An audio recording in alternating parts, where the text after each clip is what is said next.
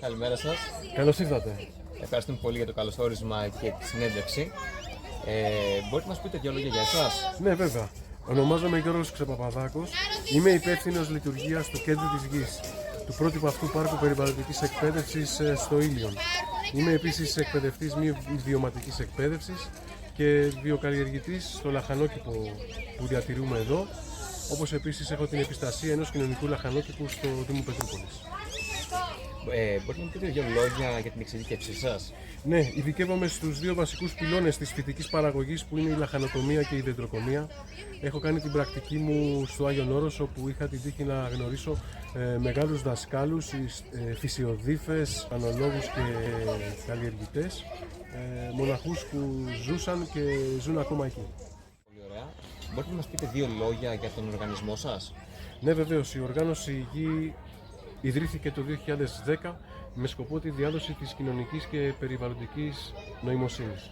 Μετά από 18 μήνες προετοιμασίας δημιούργησε σε αυτό το χώρο που βρισκόμαστε τώρα το κέντρο της γης, όπου εκεί ξεκίνησε να υλοποιεί προγράμματα τα οποία είχαν σαν σκοπό τους την εξοικείωση των πολιτών όλων των ηλικιών και όλων των βαθμίδων εκπαίδευσης, την εξοικείωσή τους με το φυσικό περιβάλλον, τις βιολογικές καλλιέργειες και την αποκατάσταση της σχέσης τους με τη φύση. Γιώργο, θα μπορούσες να μας πεις ποια είναι η γνώμη σου για τη βιωσιμότητα στη γεωργία? Ναι, νομίζω αλλάξουμε το παραγωγικό μοντέλο, το οποίο βασίζεται ακόμη σε μια συμβατική εντατική γεωργία που χρησιμοποιεί συνθετικά λιπάσματα και πολύ ισχυρές τοξικά χημικές ουσίες για την καταπολέμηση των παθογόνων. Αυτό σήμερα, με τις νέες καλλιεργητικές πρακτικές που εφαρμόζονται στην οργανική γεωργία, μοιάζει με αναχρονισμό, για να μην πω με βαρβαρισμό. Ήδη η κατακόρυφη αύξηση των τιμών σε λιπάσματα και γεωργικά φάρμακα μας δείχνει το δρόμο. Και ο δρόμος αυτός είναι εκείνος της αειφόρου ανάπτυξης και του σεβασμού της βιοποικιλότητας και των οικοσυστημάτων, μέσα από μεθόδους που δεν δηλητηριάζουν εμάς, ούτε τα φυτά, ούτε τα χώματα και τον μεθόδους που εφαρμόζουν τελικά μόνο τις αρχές της βιολογικής καλλιέργειας. Γιώργο, μπορείς να μας πεις πώς επιχειρήσεις σαν τη δική σας μπορεί να συμβάλλουν στη βελτίωση του γεωργικού μοντέλου? Ναι, βέβαια, μέσα από τα προγράμματά μας προσπαθούμε να καταστήσουμε πιο κοντινό στον άνθρωπο της πόλης τον αγρό, τον καλλιεργητικό αγρό, αλλά μέσα από τις αξίες που πρεσβεύουμε, που είναι οι αξίες και οι αρχές της βιολογικής καλλιέργειας, του σεβασμού στο περιβάλλον και της χρήσης πολύ φιλικών υλών και ουσιών. Γιώργο, κατά τη γνώμη σου, ποια θεωρείς είναι από τις σημαντικότερες καινοτομίες τα τελευταία χρόνια στη γεωργία? Αυτό που έχω δει με τα μάτια μου που μου είχε κάνει μεγάλη εντύπωση είναι το λεγόμενο e-farming. Η είσοδος δηλαδή του ψηφιακού κόσμου μέσα στο καλλιεργητικό πεδίο, μέσα από μια σειρά από σένσορες οι οποίοι ανιχνεύουν την υγρασία του εδάφους, τη θερμοκρασία αέρα και εδάφους, το pH του χώματος, διάφορες καταστάσεις μέσα στον αγρό που καλλιεργούμε, οι οποίες είναι μέθοδοι ψηφιακής χαρτογράφησης των αναγκών των φυτών, οι οποίες αυτές ανάγκες μετά με δικές μας απλές παρεμβάσεις, τις οποίες καλύπτει η φυσική μας παρουσία, είναι εύκολο να γίνουν και έτσι να εξασφαλίσουμε την υγεία των φυτών, άρα και εγγυημένες αποδόσεις αναστρέμ. Ο βιολογικός εκπαιδευτικός λαχανόκηπος που βλέπετε της οργάνωσης Γη το 2016 αναδείχθηκε από τη Διεθνή Ένωση για την Προστασία του Περιβάλλοντος ως η καλύτερη πρωτοβουλία διασύνδεσης του ανθρώπου με τη φύση στον κόσμο. Εδώ εμείς στην οργάνωση Γη δημιουργούμε επίσης και δημόσιους χώρους πρασίνου, πάρκα σε γειτονιές, σε πλατείες και σε ταράτσες. Έχουμε κάνει 20 νέα πάρκα τσέπης, περισσότερα από 7.000 τετραγωνικά μέτρα πρασίνου μέχρι σήμερα στο Δήμο Αθηναίων και σε άλλους δήμους της Αττικής και της Θεσσαλονίκης, και έτσι σκοπεύουμε να συνεχίσουμε. Απότερος στόχος μας με τα προγράμματά μας είναι να εξοικειώσουμε τον πολίτη που ανήκει στον αστικό πληθυσμό με την έννοια της βιώσιμης ανάπτυξης, με το πώς μπορεί ένας αγρός καθαρός από χημικά να παράγει τροφή φυτικής προέλευσης. Αυτό γίνεται εδώ γιατί βρισκόμαστε μέσα στην πόλη και το κέντρο της γης είναι ένας προθάλαμος για ανθρώπους που έρχονται και βλέπουν πώς είναι ένας αγρός εδώ, έτσι ώστε να μπορέσουν μετά να τον δουν ή να τον εφαρμόσουν κάπου αλλού έξω σε μια δικιά τους περιοχή ή έκταση. Το έχουμε κάνει άλλωστε παλιότερα σε συνεργασία με πολύ σημαντικούς φορείς όπως το Ίδρυμα Σταύρος Νιάρχος, Είχαμε ένα πρόγραμμα 9 εβδομάδων, ένας πολύ μεγάλος κύκλος σεμιναρίων όπου λεγόταν «Επιστροφή στη γη» και ερχόντουσαν εδώ άνθρωποι με οικονομικά κριτήρια, με ευάλωτες ομάδες ας πούμε, οι οποίοι ειδικά στα χρόνια της κρίσης είχαν πολύ μεγάλη ανάγκη να επιστρέψουν στην επαρχία, στην περιφέρεια και να ασχοληθούν εκεί με κάτι παραγωγικό και βιώσιμο που ασφαλώς αφορούσε τον πρωτογενή τομέα. Πολύ ενδιαφέρουσα δράση. Προσπαθούμε συνέχεια και με το Πράσινο Ταμείο που συνεργαζόμαστε κατά καιρούς και με άλλους φορείς να φέρνουμε εδώ, να ανοίγουμε μάλλον τη συζήτηση γύρω από τα σημαντικά προβλήματα που υπάρχουν μέσα από το ισχύον παραγωγικό μοντέλο, έτσι ώστε να συνεχίζεται ο διάλογος για τη βελτίωσή του, την αλλαγή του ή την ανέλυξή του σε αυτό που δεν θα προσβάλλει τόσο πολύ όσο σήμερα το περιβάλλον. Μπορείτε να μας πείτε ποια είναι η πιο δύσκολη κατάσταση που έχετε αντιμετωπίσει τώρα στην ανάπτυξη της επιχείρησής σας? Τα τελευταία χρόνια.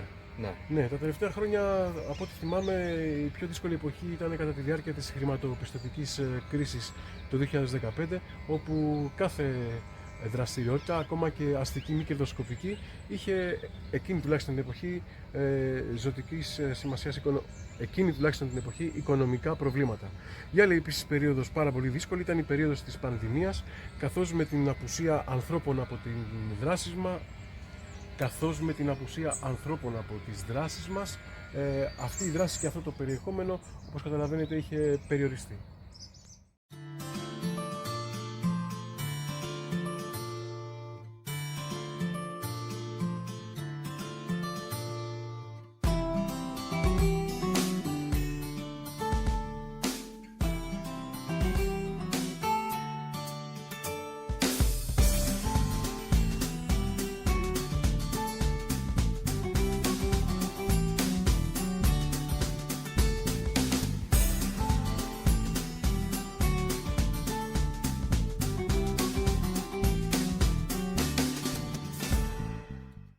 Πιστεύεις ότι η επίσημη εκπαίδευση είναι σημαντική για τη γεωργία?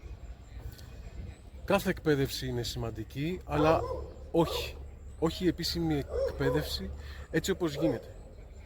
Προτιμώ δηλαδή την μη τυπική εκπαίδευση στην οποία μετέχω, προτιμώ την διαβίου μάθηση και τα προγράμματά της, προτιμώ οτιδήποτε θέτει στην άμεση προτεραιότητά της την οικολογία. Και θέλω να πω κάτι εδώ. Το Γεωπονικό Πανεπιστήμιο, παραδείγματος χάρη, ξέρεις πόσους καθηγητές έχει που να διδάσκουν βιολογική καλλιέργεια? Εγώ γνωρίζω και προσωπικά μάλιστα και τον εκτιμώ μόνο έναν. Αυτό δεν είναι σωστό. Θα πρέπει να υπήρχαν πολύ περισσότεροι καθηγητές σε πολύ πιο πολλές θέσεις που να προάγουν και να διαδίδουν τις έννοιες της βιοκαλλιέργειας και του σεβασμού προς το περιβάλλον. Μπορείς να μας πεις ποιες πρόσφατες κυβερνητικές πολιτικές μπορεί να βοηθήσουν ουσιαστικά τους αγρότες? Ναι, κυρίως είναι η ΚΑΠ, η Κοινή Αγροτική Πολιτική. Η νέα ΚΑΠ με την πράσινη ατζέντα της, αναφέρομαι στην περίοδο 2023-2027, είναι ένα από τα βασικά χρηματοδοτικά εργαλεία της Ευρωπαϊκής Ένωσης, ενισχύει το αγροτικό εισόδημα, ενισχύει και συμβάλλει στην ανάπτυξη και τον εξυγχρονισμό της αγροτικής παραγωγής, έχοντας πια ειδικές πρόνοιες για την προστασία του περιβάλλοντος και την ασφάλεια σε όλα, θα έλεγα, τα στάδια της αλυσίδας τροφικής, παραγωγικής, εμπορικής, που ξεκινά από το χωράφι και καταλήγει στο πιάτο. Κάθε αγρότης, κάθε παραγωγός στον πρωτογενή τομέα οφείλει να παρακολουθεί αυτές τις εξελίξεις, να κατεβάζει νέες ιδέες, να τις καταθέτει και να λαμβάνει από την Ευρωπαϊκή Ένωση αυτά που δικαιούται. Αν κάποιος δεν μπορεί μόνος του, ας το κάνει συνεταιρικά μαζί με άλλους. Είναι ορισμένες περιβαλλοντολογικά βιώσιμες εναλλακτικές λύσεις για τα φυτοφάρμακα και τα χημικά που χρησιμοποιούνται στη γεωργία? Αν προσθέσουμε και τα συνθετικά λιπάσματα, να η απάντηση. Αυτές οι δύο μονάδες κομποστοποίησης που έχουμε εδώ γύρω μας. Σε έναν αγρό βιολογικής καλλιέργειας, η βιομάζα που απομένει ή η άγρια βιομάζα από τα ζυζάνια που υπάρχει μπορεί εύκολα να αποσυνδεθεί μέσα σε ειδικούς χώρους που ονομάζονται μονάδες κομποστοποίησης, αρκετά αριζόμενους, γι' αυτό υπάρχουν και αυτές εδώ οι γκρίλιες. Μέσα σε αυτόν λοιπόν το χώρο, εμείς εδώ, μια πολύ σπουδαία δραστηριότητα της οργάνωσης ΓΙ που έγινε με πρωτοβουλία δικιά μας και οικονομική ενίσχυση από το Ίδρυμα Λάτσι, αλλά και σίγουρα με την καθοριστική συμβολή του Δήμου Πετρούπολης, που χωρίς αυτούς εδώ τους ανθρώπους δεν θα μπορούσαμε να είχαμε κάνει αυτά τα τόσο μεγάλης έκτασης έργα με ανακυκλωμένα και upcycling υλικά, ξυλίες, scrap, σίδερα, τα πάντα όλα. Και είναι μια προσπάθεια να μετατρέψουμε κατοίκους μιας αστικοποιημένης περιοχής όπως η Πετρούπολη σε αγρότες μέσα στην πόλη. Απότερος σκοπός μας είναι να πρασινίζουμε τον γκρίζο που μας περιβάλλει. Και εδώ τα καταφέραμε πάρα πολύ έτσι, όμορφα, έτσι νομίζω δηλαδή, για να μην περιαυτολογούμε. Τα καταφέραμε πάρα πολύ όμορφα με 40 ξεχωριστά αγροτεμάχια γης, τα οποία με κοινωνικά κριτήρια τα παραδώσαμε σε κατοίκους της περιοχής και κάτω από τις συμβουλές μας, κάτω δηλαδή από το δόγμα το οικολογικό και το βιολογικό το δικό μας, οι άνθρωποι αυτοί καλλιεργούν σήμερα αυτή την περίοδο χειμερινά λαχανικά, το καλοκαίρι καλοκαιρινά, και έτσι με αυτόν τον τρόπο εξοπλίζουν την κουζίνα τους και τις ανάγκες του νοικοκυριού τους σε προϊόντα φυτικής παραγωγής. Λέγαμε όμως προηγουμένως, από αλλού το ξεκινήσαμε και από αλλού το πάμε, λέγαμε για τις διάφορες έτσι, πρακτικές που μας βοηθάνε να ξεφύγουμε από το μοντέλο της συμβατικής γεωργίας. Τα φυτοφάρμακα και τα χημικά που ξέρουμε πόσο βλαβερά είναι για την υγεία. Ασφαλώς. Η κομποστοποίηση λοιπόν είναι ένα κομμάτι το οποίο σε κάνει να παράξεις ένα τρομερά έφορο κόμμα γεμάτο οργανική ουσία που είναι το κόμποστ. Το ίδιο καλή νοικοπριά από διάφορα ζώα. Επίσης στη βιοκαλλιέργεια, οι βιοκαλλιεργητές ή οι μαθητευόμενοι βιοκαλλιεργητές που έχουμε εδώ μαθαίνουν να φτιάχνουν διάφορα ιδιοσκευάσματα. Τα λέμε σερμπέτια στην βιολογική καθολικμιλουμένη. Τα λέμε σερμπέτια, αλλά είναι ουσιαστικά εγχήματα, εμβρέγματα και βάματα με διάφορες ουσίες χλωρομάζας και διάφορα μείγματα, τα οποία τα φτιάχνουμε δημιουργώντας δυνατά αζωτούχα κυρίως λιπάσματα. Επίσης με τριμμένο σαπούνι, με ξύδι, με ανθρακική σόδα, με διάφορες άλλες απλές χημικές ουσίες μπορούμε να φτιάξουμε πάρα πολύ αποτελεσματικά εντομοποθητικά και εντομοκτώνα, τα οποία όμως όλα είναι βιολογικής προέλευσης. Φυσικά εδώ πέρα επιτρέπεται να ρίχνουμε, όπως όλες τις βιοκαλλιέργειες, θιάφι και χαλκό, καθώς και άλλα σκευάσματα που είναι εγκεκριμένα σε αυτού του είδους τις καλλιέργειες που σέβονται το περιβάλλον.